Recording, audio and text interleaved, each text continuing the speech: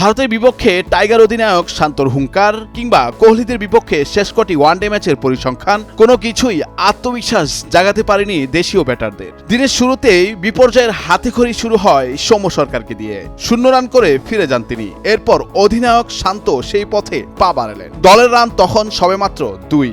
এরপর মেহেদী মিরাজ, মুশফিকুর রহিমরা সাজঘরের পথ ধরলে 35 রানে 5 উইকেট হারিয়ে মহা বিপর্যয়ে পড়ে বাংলাদেশ।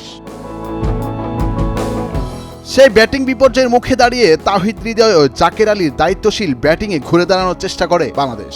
ইনিংসের প্রথম ভাগে মাত্র 35 রানে 5 উইকেট হারিয়ে ধ্বংসস্তূপে পরিণত হওয়া দলকে টেনে তুলেছেন এই দুই ব্যাটার। ষষ্ঠ উইকেটে অবিচ্ছিন্ন থেকে 154 রানের জুটি গড়েছেন তারা, যা চ্যাম্পিয়ন্স ট্রফির ইতিহাসে দুর্দান্ত রেকর্ডও। টুর্নামেন্টে ষষ্ঠ উইকেটে সর্বোচ্চ রান এটি। আউট হওয়ার সম্ভাবনা থাকলেও ফের জীবন পেয়ে জাকের 114 বলে 68 রান করেন তিনি। তার ব্যাট থেকে 4টি 4-এর শট আসে। হৃদয় 118 বলে খেলেন 100 রানের ইনিংস, 6টি 4 ও 2টি ছক্কা হাঁকান তিনি। এরপর রিশাদ 18 রানের ইনিংস খেলেন। স্লগে বাংলাদেশ রান করতে পারলে 250 হতে পারত দলের রান, কিন্তু সেটি সম্ভব হয়নি। দলের ব্যাটিং বিপর্যয়ের পর উইকেটে এসে শুরুতে বেশ ধীরস্থির ছিলেন হৃদয় ও জাকের। তবে ধীরে ধীরে তারা সেট হয়ে নিজেদের ইনিংস বড় করতে থাকেন। 87 বলে হাফ সেঞ্চুরি পূর্ণ করেছেন জাকের আলী, আর হৃদয় 85 বলে 50 ছুঁয়েছেন।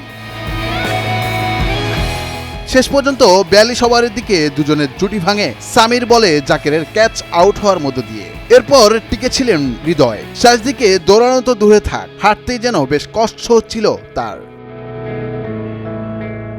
দলকে বিপদে ফেলে তবুও মাঠ ছাড়লেন না এই ব্যাটার।